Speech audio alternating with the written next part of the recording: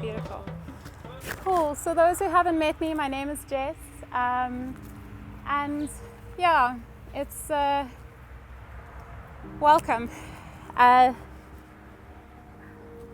Today we're going to also be recording. We're not just live streaming, but we're also recording today for Zoe and for Elliot as they get older, so that they have something to look back on to remember all the beautiful stories and the memories that will be shared. And there's also a beautiful book that we're putting together and a compilation that Sam's working on as well. So your contributions and your memories are so welcome.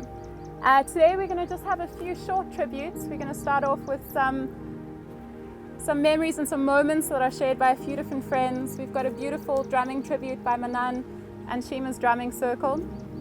And we'll be planting a tree together as well. Hey guys, welcome. Do you want to come grab a seat up front?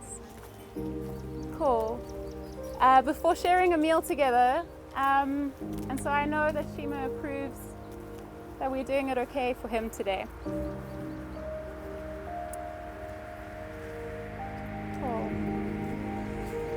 So Shima was a very, very special part of our community. Like many of us, he started here as a student, and he grew into one of the most loved faculty. He led our immersive learning journeys to Brazil, to India, some of the small things that he did, but that he loved to do. As one gets to know Shima, you realize how much and how full his life was, how very, very many things he did. And Shima was also the one who brought our food story here to life at the SI. It was through Shima, through his research, through his work, but mostly just for his love for people and for food and for community, that we started to fall in love with our own food story as well. More than anything, I guess you could say that Shima was our chosen family. And being family in that way means that you know someone in all their great joys, but also in their struggles, and love them entirely, even when we don't understand or we don't want to accept the choices that they made. Today, friends, family, students, colleagues, we're going to share our tributes, we're going to plant a tree, and we're going to share a meal together. It's going to be a little bit messy. We're trying our best to hold it all together. As somebody who's lost someone very close to them when they took their own life as well, I know that it can change your world forever. I hold in my heart, though, the same gentle knowing that Shima has been released from the depression that took hold of him and affected him so deeply. I think it's especially people who feel the fullness of the world, who feel their great emotions, their great passions. I think they can feel some of the sadness as deeply as well. Depression is not something that any one person is responsible for creating. It's no one's fault, it happens. And it can feel like a dark cloud where there's not any way to make sense of it, to think or to act your way out of it. And so the way that I make sense of it is that the soul only knows that it must escape to survive. Today I want us to mark a moment where our spirits acknowledge that Shima has left us in the way that we knew him here on this earth, but that he will still be with us in spirit every time that these blossoms bloom, that a community comes together to share a meal made out of love and out of care, and that when great learning happens through great love, we know that Shima is with us then, and probably in so many other moments in between. And that's just here in Lyndoch. I think something that we all know about Shima was that he traveled greatly, he shared his interests and his passions across the world. And so there are many memorials and rememberings of Shima that are being held in Brazil, in New Zealand, in England, all over.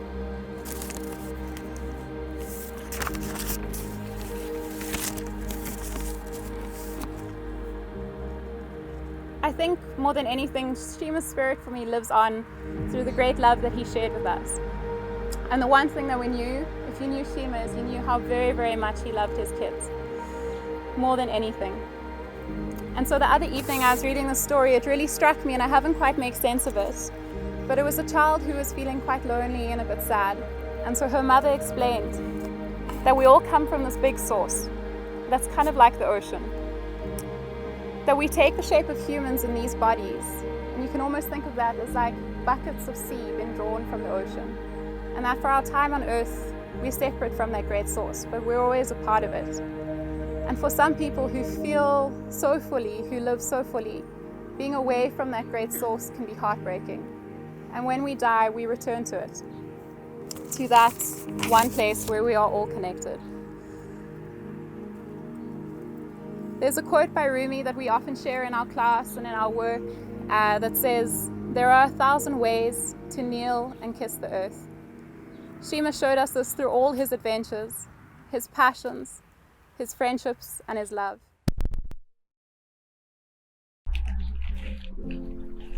Hi guys.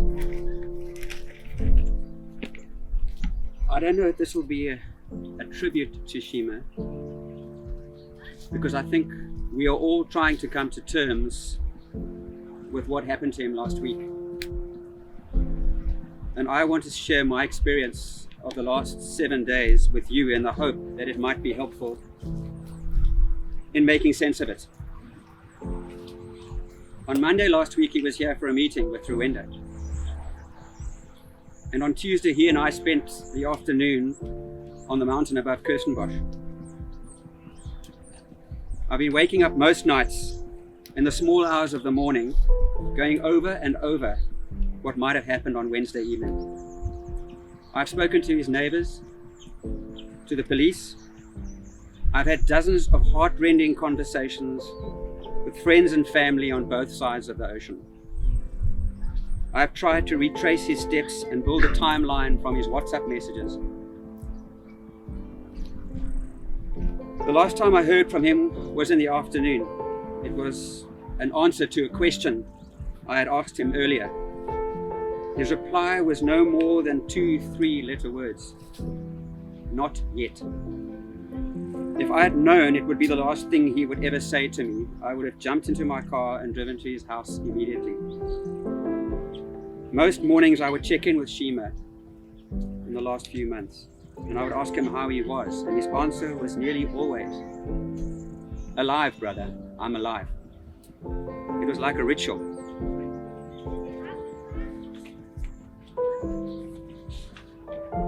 Last Thursday, after his 2-word reply the previous evening, I messaged him earlier than I usually did, and I said, "I'm worried about you, brother.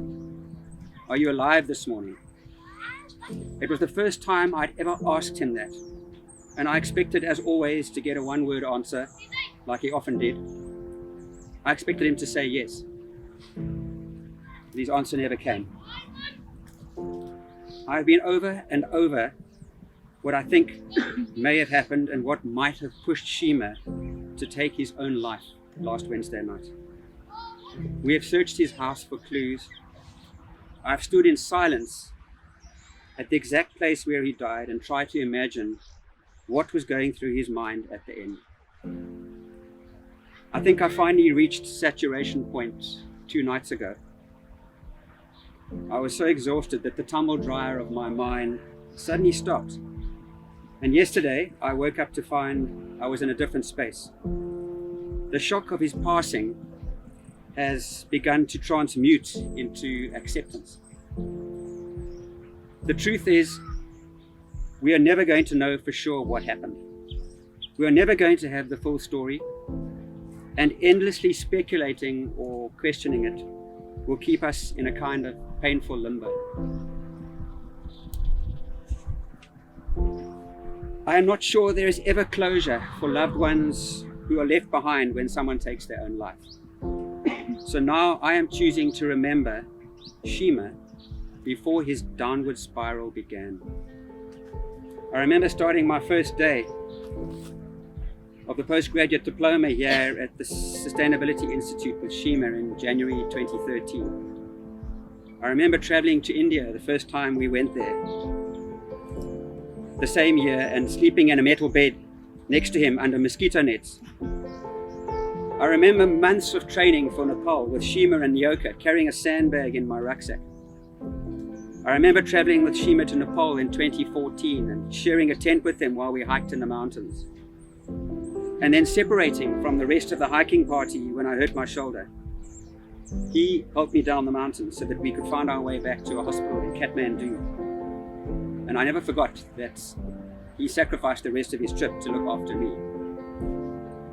I remember traveling to Bhutan after Nepal with Shima and my friend Greg, joining us as we explored the country of mountains that measures its social progress using the Gross National Happiness Index.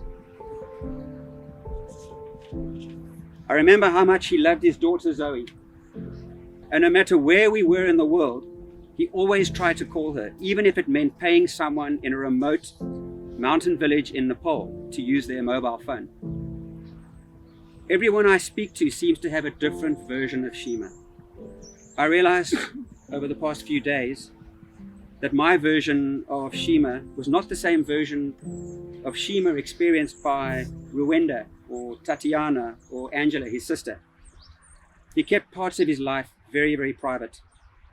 Yet he had the widest circle of friends around the world of anyone I've ever met. He touched a lot of lives.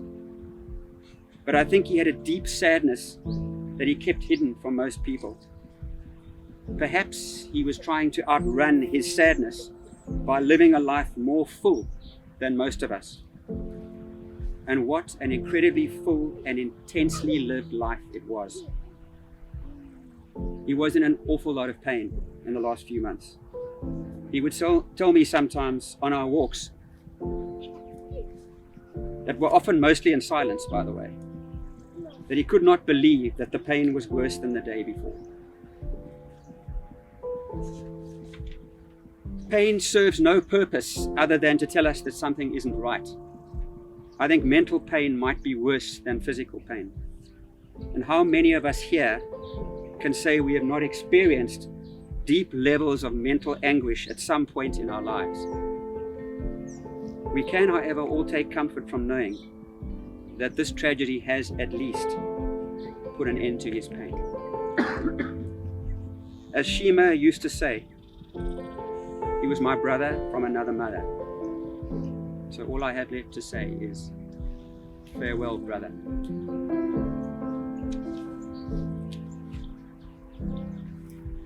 Rwenda is the program director of the diploma program here at the Sustainability Institute, and she worked very, very closely with Shima. She would really have loved to have been here, but she has a daughter that is very fragile. She cannot take the chance with the virus. So she asked me to read this out on her behalf. My dearest Shima, I have known you for as long as I have been involved in education. Over the years, you were always the one of the first people I would ask to facilitate. It never mattered who the audience was. You were always able to connect with them and draw them into conversation about changing the world. Stuffy old professors set in their ways, international students, and since 2019, our very special diploma students. I will miss how you would write certain words all in caps in your emails to communicate your passion. You were never encumbered by the rules of grammar and academics.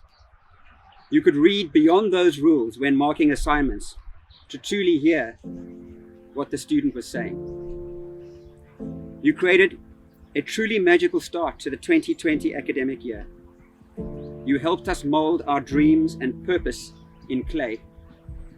You allowed our first year students to get lost on a hike and bundu bash their way back. There were so many ways you let the students discover the truths about life's unpredictability, complexity, and mysterious beauty for themselves. You were brave enough to be unknown with them.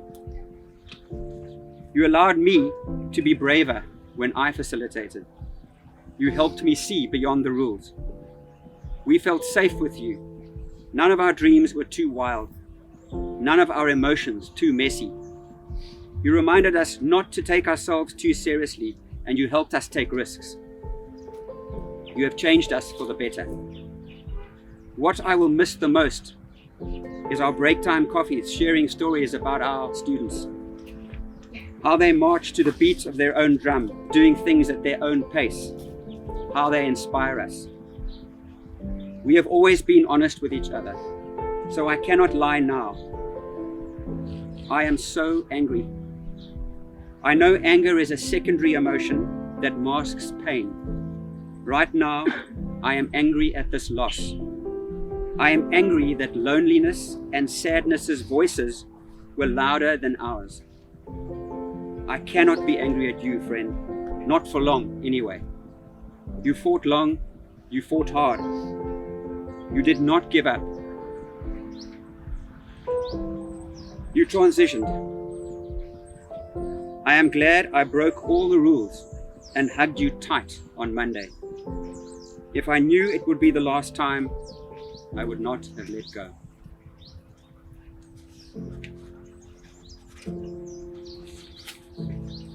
So now I will hold on to what you have taught me.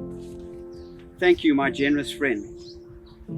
You shared one of your kids' favorite poems with the students this year, and I will fold it into my collection of happy memories. From a poem that heals fish. A poem is when you have the sky in your mouth. A poem is when you hear the heartbeat of a stone. A poem is words turned upside down. A poem is my silence.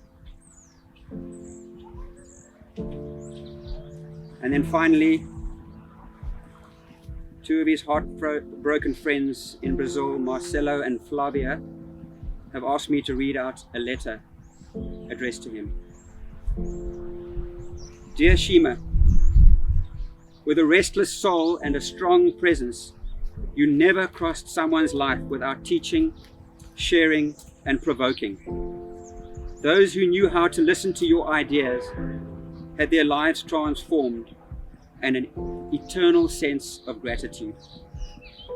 You left two beautiful children, mother, sister, brother-in-law, and nephews. You left friends and admirers who had the privilege of living with such a light-hearted individual and at the same time with such intense purpose. Your intensity and courage allowed you to live several lives in only one. A life permeated by passions, education, traveling, diving, nature, aikido, wine tasting, good music, and real food. By sharing your passions, you exercised one of your main talents, connecting people and forming networks. What a network! Perhaps one of your greatest legacies is this large and powerful global community built and enhanced by you, our samurai. It is a network that believes in education, sustainability, and the regeneration of business, society, and the planet. A network knows that it is in diversity that it innovates. Who questions the status quo is not intimidated by difficulties. A network that does not mind asking uncomfortable questions and looking for answers that are not ready. A network that believes in the strength of cooperation and knows how to find abundance where there is shortage. There are so many ideas and projects you had accomplished. If today we can help thousands of young people to make their dreams come true, if today Anima is an education ecosystem with more than 150,000 students present in 7 Brazilian states, and each day it accomplishes its mission of transforming Brazil through education. This is because you were with us, believing and sowing a dream that is now a reality. At such a critical time for humanity, you left us. In this network that you formed and promoted, we will find the strength to follow, build, and celebrate you and your history. We know that whenever we look at the sky, you will be a bright star illuminating us. With love and gratitude, your friends from Anima. It was the first time I read that letter as well. Thank you. Dear Shima, as I settle down to write here in my houseboat in the River Thames, 11 white swans glide past. They've not done this before, and I feel their grace, peace, and calm guide me. I'm writing to you in your widest infinite self, in the prayer that as you expand into the universe, you sense our cascades of awe and love seeing you off. I met you first through the book you co-created on Places of Transformative Learning. It was you, Shima, who helped me see that what we were doing might have some international relevance. I was amazed, and you were amazed at my amazement. It made us both laugh. You finally arrived at Line Dock in 2013. You always introduced yourself as a combination of Brazilian and Japanese. I used to think that you held these in such beautiful ways. The clarity of a sort of musicality, vibe and flow, with unfailing courtesy. You brought it all together in community, through food. This is also rare, in a world as utterly confused as ours. Of all of us, you were the only one that knew intrinsically the many meanings hidden in immersive, subversive, and transgressive learning. The only one with whom I have had many conversations that delved way past mere words of democratic learning into what it really is. You leapt into Nepal and India with Rosie and Luke and lightly forged pathways that are only now being fully explored. It was you, Shima, who created a Sustainability Institute cookbook. Only you would be the one that not only dragged your supervisor's hair out by your sure-footed knowledge of experience as creating something real, with much less regard for its academic formulation, but also you were the one that could actually bring us all together to cook. Small groups or traditional foods, telling our stories, laughing till we cried, understanding what it meant to come together over food. Gesmoorde snoek, Moroccan pap, brigadeiros. You showed us who we were. I will never forget this. You were also the one who would be light, suggest a drink, have a laugh, somehow diffuse different groups by grounding, earthing, and your warmth. Shima, when I did a talk once called Becoming Invisible, you cried. I think you knew that I saw you as one of the coolest people, one of the invisibles, the miracle workers, those who are not seen. In my own horrors, you had me in your home, you cared. You were the one who could join people without ever knowing what was going to happen. And the funny thing was that something always did. You knew deeply the feminine and mystery in nature, in each exquisite gesture of hers that you would notice so attentively. A couple of months ago, in lockdown, you led some of us in a 21-day meditation group. You never missed once. Consistent, reliable, keeping us going. Again, you opened doors for me that held their small and huge life-changing miracles. You leave us now in a terribly painful koan. There isn't anyone who knew you, who won't be wondering if we couldn't somehow have done more. It's what we are supposed to feel. I think in a way, you've left us with the questions of what it means to be in community, what it means to care, what it means to put our egos aside, to be courteous, respectful, graceful, radical, deeply kind, and invisible. All the hardest questions that there are. You've left us with these because it's all you embodied. As the Great Mother envelops you in her loving arms, I know that she does this without a moment's doubt in her infinite heart. That her unjudgmental, unconditional purity sees yours. And as she softly smooths the troubles from your forehead into everlasting peace, she is saying quietly, "Good job, Shima. Good job. Welcome home." Michael and Ray salute you. I thank you and will miss your friendship always. I'm going to watch the 11 swans now, because I think I can feel you in their wings. From Eve.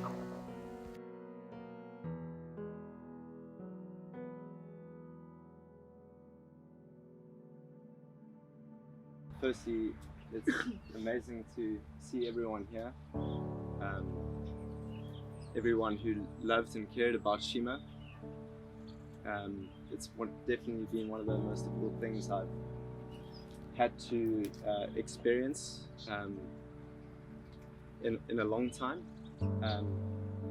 Brad, thank you so much for sharing the 2013 group. I was part of the same group with Shima and a lot of others that were here, and Shima was a brother literally from the first moment I met him. His kind, warm energy was just something that I really hope to embody that as I grow older, that values and the way that he was. I'm sure that resonates with most people here. You know, Tom and I, we started this thing called the Sustainable Brothers and Sisters, which was based in Stellenbosch, and we had this plot of land to just grow food. We didn't know what we were doing. Shima used the land. He used the land to learn himself, and he used to come onto the property and grow vegetables, and that's how I got to know Shima. Was sometimes he would come onto the land in Stellenbosch and just really we would learn together. So from food to friendship to ReWild, which was a company that Alistair and I started a few years ago, and the one thing that I really want to bring up here was belief. You know, we need brave people in the world to make a difference for sustainability or transformative education. And he believed so much in what we wanted to do. And so it's heartbreaking to have lost that. It's super heartbreaking, but it's given me and Ali the chance to make a difference in the world. And that I'm so grateful. So if he could hear me right now, I would just tell him that I love him so much, and I'm so grateful for that belief. And I really hope to bring that into my own form of leadership and growth as I grow older, is to take on the values and the ethics that he instilled in us and our team. So from ReWild, from all the people that met him, we traveled to New Zealand, we traveled with him to meet different people in Indigenous wisdom, to use film as a conveyor and a messenger of story. You know, I'm so grateful for those experiences. But lastly, to conclude, that his idea of transformative education was so powerful and so palpable.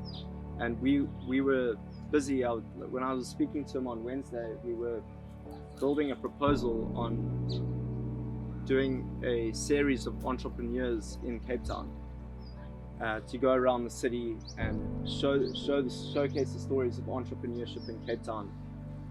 And that's what I loved about Shima, is that when he wanted to do something, he really just would pull the team together, pull the energy together, and more than a friend, he was incredibly capable of bringing that together.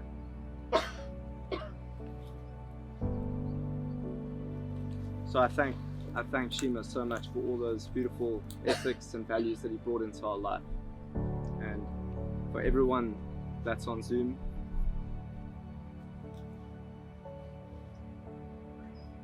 we're sending you an incredible amount of love from the Sustainability Institute, where we work together in this beautiful garden that he loved so much behind us. Thanks so much.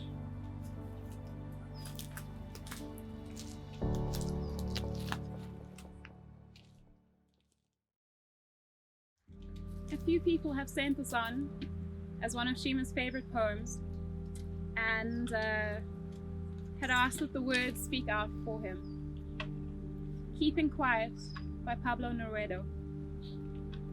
Now we will count to 12, and we will all keep still, for once on the face of the earth. Let's not speak in any language.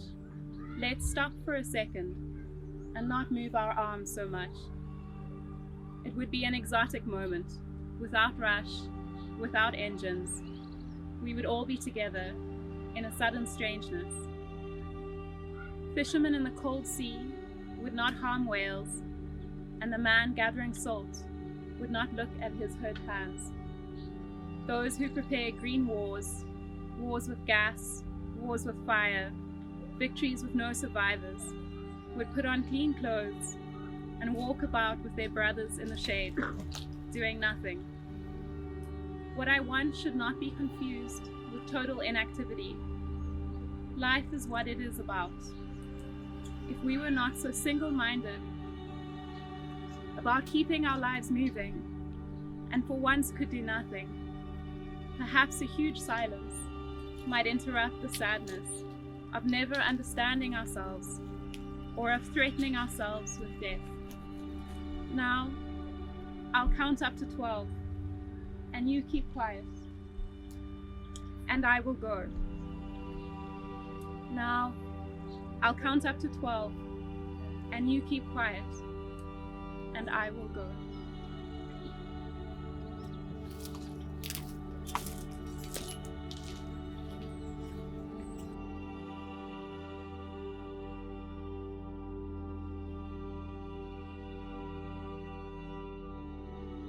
She's chosen the Kierboom, which is an indigenous tree to South Africa. It has beautiful small lilac flowers that come in the summer, and it's a pioneer tree, which means its purpose is to prepare the environment for other plant species to follow. It adds nitrogen to the soil so that other plants can grow better. And so I hope you guys will join us as we plant this beautiful Kierboom that will help the rest of the fruit forest to really flourish and to thrive. We're actually going to see if Elliot might feel up to it.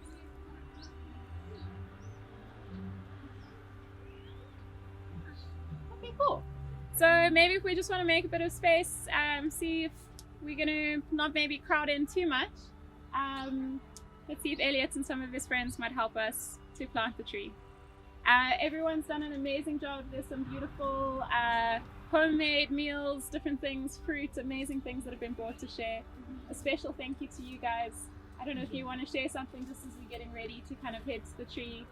And I think, like Brad said, we all knew Shima in a different way, and he lived so many lives in one. So I know he would be happiest if we celebrated this day together with him. And I know you guys were a big part of his life and his family as well.